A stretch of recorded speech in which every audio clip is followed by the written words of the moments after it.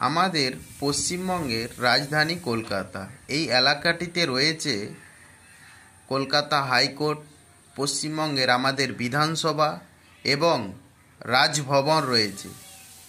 আমরা সকলেই জানি অনারেবল গভর্নর সিবি আনন্দা বোস পশ্চিমবঙ্গের অনারেবল গভর্নর বা রাজ্যপাল। এবং এই যে রাজভবন দেখছেন এবং তার পাশেই রয়েছে আমাদের হচ্ছে কলকাতা হাইকোর্ট। এই রাস্তাতেই পড়ে। কলকাতা হাইকোর্টের পাশেই আছে পশ্চিমবঙ্গের বিধানসভা। হ্যাঁ, আমরা হচ্ছে বিধায়ক নির্বাচন করি।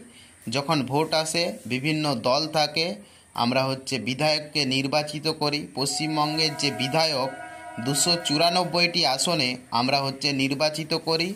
তাদেরকে আমরা পাওয়ারটা ডেলিগেট করি, তাদেরকে আমরা পাওয়ারটা, ক্ষমতাটা দিই, জনগণ দেয়।